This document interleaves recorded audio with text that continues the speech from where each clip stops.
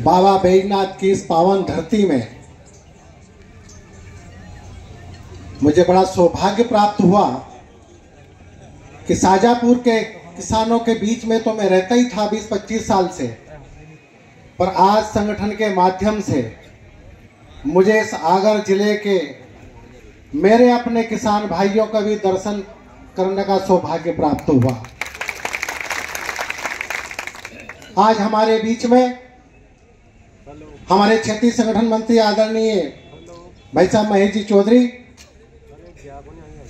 हमारे प्रांत के उपाध्यक्ष, सबके चिर परिचित आदरणीय भाई साहब डोंगर सिंह जी,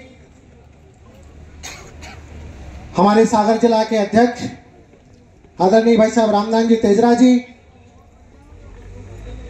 और इस सागर जिले के मंत्री जिनका इतना दर्द था भी आपके बीच में, आप भाव से समझ गए होंगे, आत्मा आपकी बोल गई होगी कि कितना उबाल उनके अंदर है।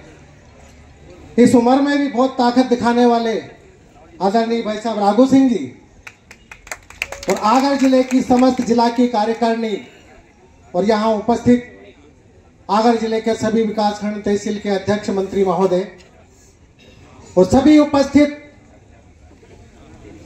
इस कार्यक्रम में इस किसानों के अपने दुख दर्द को बयां करने वाले मेरे सभी अन्नदाता प्रजापालक किसान भाइयों, जिन्हें हमारे संगठन की स्थापना की थी, शायद हमारे ज्यादातर किसान भाई जानते होंगे। 1979 4 मार्च को, और उस स्थापना दिवस के सबसे पहला हमारा प्रस्ताव था कि अगर इस देश का उत्थान करना है, समाज का उत्थान करना बनाना है, तो भारत देश के किसानों को लागत के आधार पर लाभकारी मूल्य मिलना चाहिए। आज वो नारा लगाते लगाते हम कितने साल वर्ष हो गए, 44-45 वर्ष हो गए, पर स्वर्गीय ढेंगड़े जी ने वो सपना देखा था, वो काम नहीं करने देते हैं। लेकिन बंधुओं, सबसे बड़ा विषय है सरकारें सरकारें होती है, सरकारें आएगी और सरकारें जाएगी, सरकारें आती जाती रहती है। हम हमारे संगठन के माध्यम से एक नारा देते हैं कि जो किसान हित की बात करेगा, तो क्या वर्तमान सरकारें किसान हित की बात कर रही है? क्या पूर्ववर्ती सरकारों ने किसान हित की बात करी है? तो बंधुओं, हम एक नारा लगाते हैं, कौन हमारा नेता है? तो प्रदेश की और देश की सरकार जहां है, जैसी स्थिति में है, हमें कोई लेना देना नहीं है। हमें सिर्फ और सिर्फ इस देश में गांव गांव ढाणी ढाणी में धरती माता का सीना चीर कर, खून पसीना बहा करके, अपने परिवार के साथ काम करके इस पूरे विश्व का पेट भरने की चिंता करने वाला जो देश का धरती पुत्र अन्नदाता किसान है, उसके अधिकारों की रक्षा करने वाले लोगों के हित में बात करने की आवश्यकता है। और बंधुओं, केवल और केवल हम आज तक, देश आजाद हुआ तब से लगा करके आज तक हम विभिन्न लोगों के लिए और विभिन्न दलों के लिए तालियां बजाते आए हैं और जिंदाबाद मुर्दाबाद के नारे लगाते आए हैं। लेकिन अब समय अलग है, परिस्थितियां अलग है।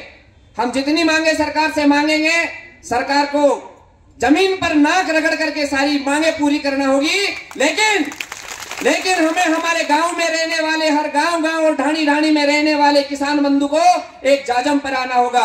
और किसान संघ शुरुआत से कह रहा है कि हमारी सबसे मजबूत जो ताकत है वो हमारे गांव के अंदर रहने वाली हमारी ग्राम समिति है। एक एक गांव की ग्राम समिति को इतना मजबूत कर लीजिए, एक एक गांव की ग्राम समिति को इतना सशक्त और समृद्ध बना दीजिए कि जिस दिन आह्वान हो जाए ऊपर से सरकार को घेरने के लिए, उस दिन जब देश का किसान गांव के चौपाल से निकल करके रोड का जब पलायन करे, रोड पर जब आए गांव का किसान, उस दिन देश के अंदर राज्य और केंद्र में बैठी हुई सरकारों को इधर उधर झांकने के लिए, देखने के लिए, सोचने के लिए समय ना मिले। और मैं तो मंच पर हमारे बीच में हमारे क्षेत्रीय संगठन मंत्री जी विराजमान हैं, मैं यही कहना चाहूंगा कि सरकारों ने बहुत परीक्षा ली है किसानों की। इन किसानों की धैर्य की परीक्षा अब आगे ना ले तो ठीक है, हम सरकारों को नहीं जानते हैं, हमारी सरकार आप है।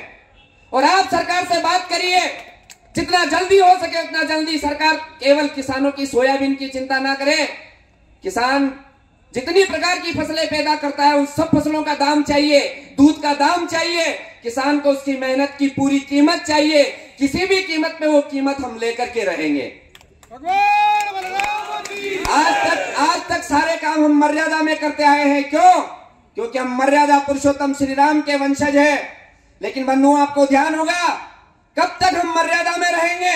एक दिन इस मर्यादा से हमें बाहर निकलना होगा, क्योंकि देश की और राज्य की जो गूंगी, बहरी और लोली लंगड़ी सरकारें हैं, जो किसान को नहीं समझ पा रही है, जिसके दम पे ये सरकारें दिल्ली में बैठ करके, तख्त पे ताज पर बैठ करके काम कर रही है, वो किसान है जिसके दम पर बैठी हुई है। रामचरितमानस में आप सबने सुना होगा, ये किसानों का धैर्य नहीं बोल रहा है। एक समय ऐसा था कि प्रभु राम का भी धैर्य जवाब दे गया था। आपने सुना होगा, पढ़ा होगा, जब प्रभु श्री राम लंका विजय चढ़ाई करने के लिए गए थे, समुद्र ने रास्ता नहीं दिया। जिस प्रकार से आज सरकारें भाव नहीं दे रही है, तब क्या हुआ था? विनय न मानत जल निधि, गए 3 दिन बीत, और बोले राम सकोप तब भय बिन होए न प्रीत। ये सरकारें बिना भय के काम करने वाली नहीं है, और वो भय केवल और केवल गांव में बैठने वाला किसान दिखा सकता है। वो इनके आंख पे जो चश्मा लगा हुआ है, उसे केवल किसान हटा सकता है। समय की बड़ी कमी है, मैं ज्यादा समय नहीं लेते हुए एक और पुनः आह्वान करूंगा। पूरे आगर जिले का ही नहीं, पूरे प्रदेश का एक गांव भी ऐसा नहीं रहना चाहिए जहां हमारी मजबूत ग्राम समिति ना हो। एक भी ग्राम समिति ऐसी नहीं हो जिसकी मासिक बैठक ना हो। प्रत्येक ग्राम समिति की मासिक बैठक होना चाहिए, और उस मासिक बैठकों में से हमारे विषय निकल करके आएंगे। तो सरकारें कहाँ हैं, किस स्थिति में, हमें कोई मतलब नहीं है। सरकारें क्या कर रही है? हमारे बीच में हमारी सरकार है जो वर्तमान सरकार की नाक दबाना जानती है।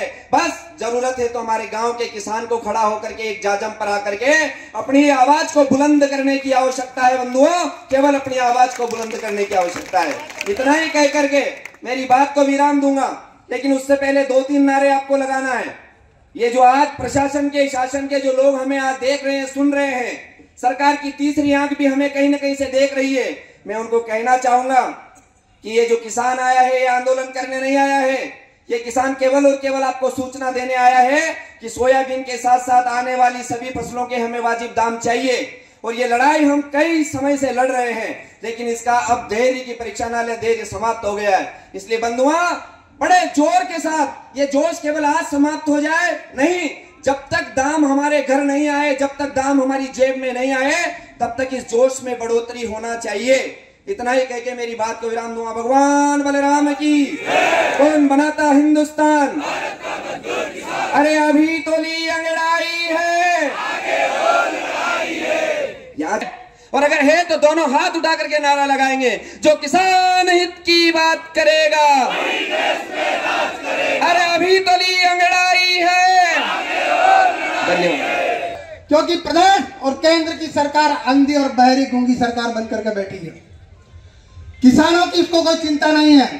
जब जब किसान को काम पड़ता है, जब किसान को पानी की कमी होती है तो पानी नहीं मिलता है, खाद की जब उसको आवश्यकता होती है तो खाद नहीं मिलता है, बिजली की जब उसको आवश्यकता होती है तो बिजली की नहीं मिलती है, और किसानों को कहती है कि किसान हमारे अन्नदाता है।